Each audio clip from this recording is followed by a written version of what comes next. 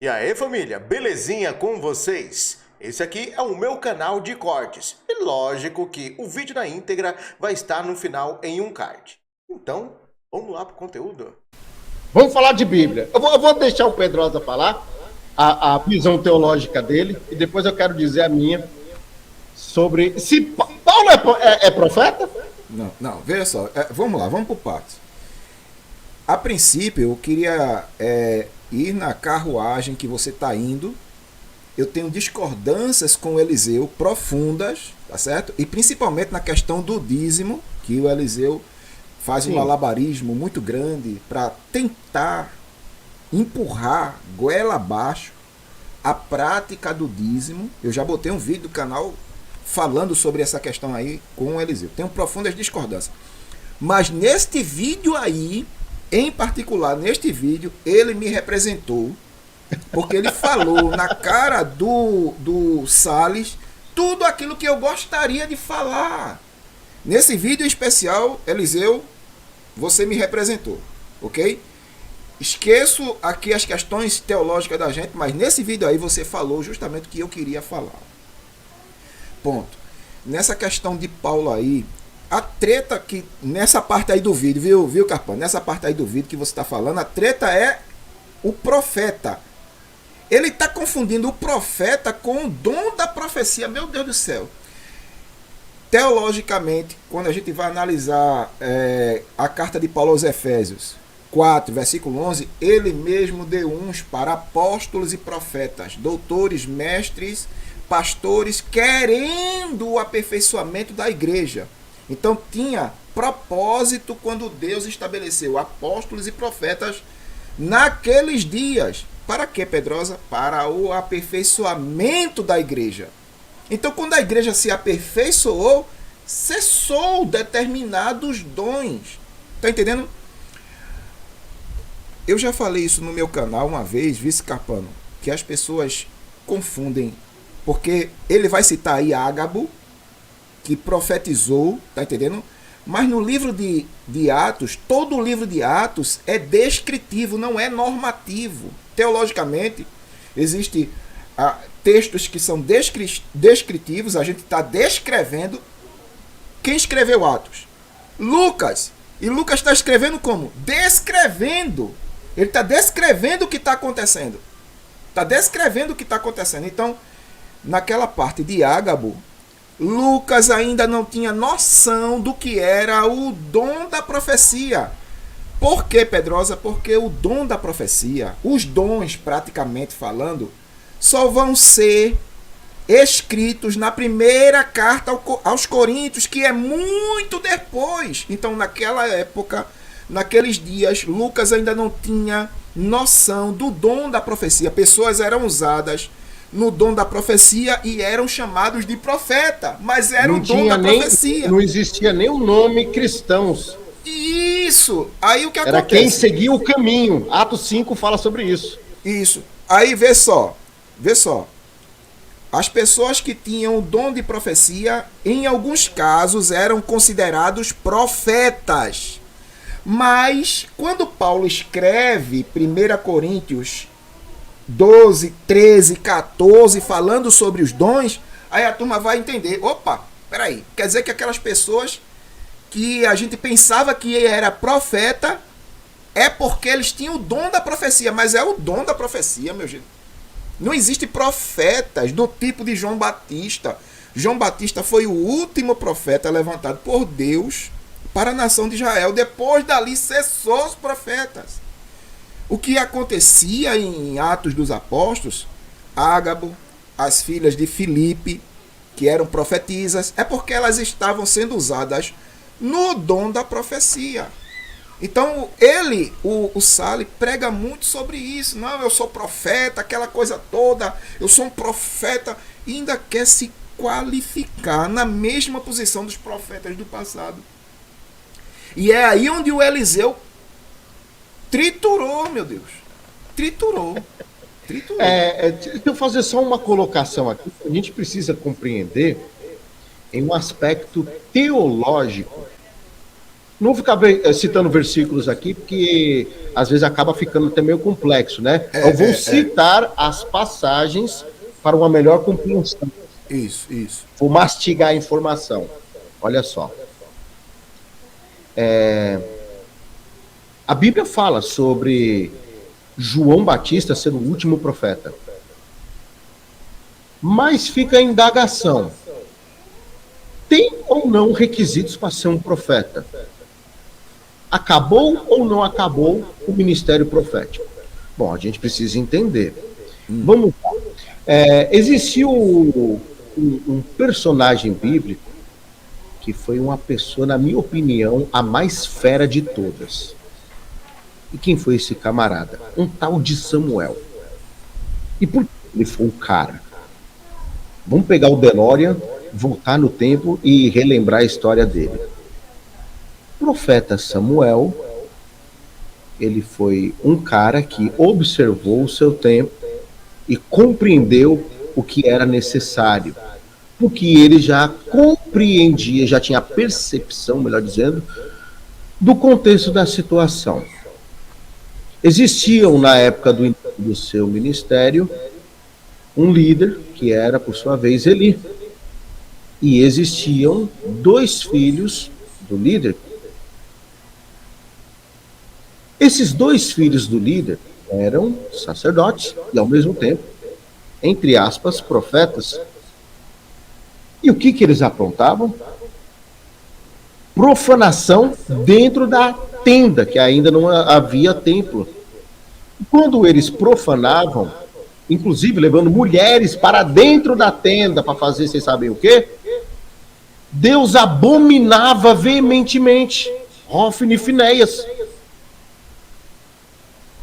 Na época, qual foi a ideia de Samuel? Depois de que cessou o ministério de Eli e os seus filhos, Eli, de Samuel, que era o seu mestre, né? Acabou ali o ministério deles. O que Samuel fez? Ele fundou um negocinho que eu acho muito interessante. Quando a gente lê a história o primeiro rei de Israel, um tal de Saul, a gente vê que depois de que ele foi ungido, aquela história das jumentas e tal, ele foi e desceu num lugar que era chamado de Rancho dos Profetas. Ou seja, ele estabeleceu um lugar, tinha professores, era um instituto teológico da época. Não tem diferença do que é hoje, é a mesma coisa. Com um detalhe a mais. Para uma pessoa ser consagrado, profeta, melhor, ungido na época, para a pessoa ser ungido profeta, ela tem que alcançar alguns requisitos. Primeiro, a pessoa ser estudada ali naquele rancho dos profetas. Segundo, ser de linhagem de profeta, que inclusive outros profetas citam isso daí, inclusive o profeta boiadeiro, mas é papo com outro vídeo, senão vai longe. E por fim a gente consegue compreender ali que dentro desses pré-requisitos era derramado o óleo na cabeça, a pessoa era ungida profeta, e a partir de então, com a direção de Deus, que não bastava estudar, tinha que ser escolhido por Deus, não é qualquer um não. Tinha homem que era estudado, mas não era escolhido. E tinha homem que foi escolhido e não era estudado. Só que teve que entrar num bom consenso. Deus pegou aquele que não era, na ótica humana, preparado para aquilo, capacitou, colocou lá dentro e depois ungiu. Passaram-se os anos, a gente vê aí que entra rei, sai rei, e vem um tal de Acabe Jezabel. Na ocasião, tudo profanado, Deus levantou um tal de Elias. E quando ele estava para findar o seu ministério, qual foi a ordem de Deus? Unge Eliseu em teu lugar. E o que Eliseu fez? Reorganizou a escola de profetas. Tinha na época a divisão ali, Reino do Norte, Reino do Sul. O Reino do Sul ficou com uma parte de Israel, os judeus ficaram para o outro lado, enfim. E nisso daí a gente vê que ele foi reorganizando. Inclusive, tem uma célebre passagem, né, que fala sobre o machado que Eliseu fez flutuar, era de um dos alunos da escola de profetas, ou seja, restabeleceu. E, resumindo aqui, para ser um profeta, tem que fazer parte da escola de profeta, passar pela sabatina e, por último, ser ungido por Deus. Foi Deus que mandou ungir. Tem requisitos. Não é assim, eu cheguei, a partir de agora eu sou profeta. Nunca li a Bíblia, não conheço nada de escritura. Isso no Antigo Testamento, não chegamos nem no Novo ainda. Isso. Não chegamos nem no Novo ainda. Ou do Antigo Testamento. Existem exceções? Existem. Existe um personagem que é conhecido como um dos profetas menores, que era um boiadeiro. Deus usa matuto, eu acredito nisso, mas é um caso específico, não é uma obra que ele vai mudar o Brasil e o mundo. Beleza, vamos lá para o Novo Testamento. Aí a gente se depara com essa questão, e Pedrosa encaixa perfeitamente no que você falou. Tem o cabra lá que tem um conhecimento fora de série, talvez fosse até de linhagem, o profeta Ágabo. A Bíblia diz que João foi o último profeta. E o profeta Ágabo, ele estava lá depois de João. Mas peraí, qual que era a idade de Ágabo? Ele nasceu antes ou depois de João? As filhas dele tinham um ministério profético? Porque, assim, para a gente começar a se aprofundar, já que é para falar de profeta, a gente tem que falar de ungidos. Quem são os ungidos? 4 classes de pessoas. Primeiro tipo de ungido, juiz. Esse ministério existe ainda? Porque daqui a pouco vai aparecer pastor falando que é juiz. Vai ter pastor se proclamando juiz. E quando eu digo juiz, não é no sentido da lei atual, não. Juiz do tempo de Sansão, enfim. E até de Samuel, que foi o último juiz de Israel. Segundo tipo, os profetas. Mas eram aqueles escolhidos por Deus, que se encaixavam nesse pré-requisito que eu acabei de citar. Terceiro, rei. O rei também, ele era um ungido do Senhor, derramava-se o óleo sobre a cabeça dele, mas era alguém específico. Tanto é que a gente vê que quantos filhos Davi teve? E qual deles foi ungido? Quem era escolhido por Deus? Era qualquer um deles? O mais velho? O último? Então a gente tem que pôr tudo isso numa balança. E para encerrar, o sacerdote. E quando a gente olha para esse aspecto bíblico, teológico, da situação, da questão em si, quando a gente vai se aprofundar, nem todo levita era sacerdote, e nem todo sacerdote era sumo sacerdote. Aí vem essa galera agora, 2000 anos depois, põe tudo num balaio, desce, joga isso tudo de uma vez assim pro povo sem explicar, e consideram profetas. E aí, como que fica, né, Pedrosa? Eu tô querendo falar um adendo aqui. Deixa eu dar só um adendo aqui. Aí agora a gente vai para as questões históricas da igreja, tá certo? Nas questões históricas. Porque esse modismo de profecia não tem 150 anos históricos. Não tem 150 anos históricos. Que vem dentro de uma, como é que eu poderia classificar aqui?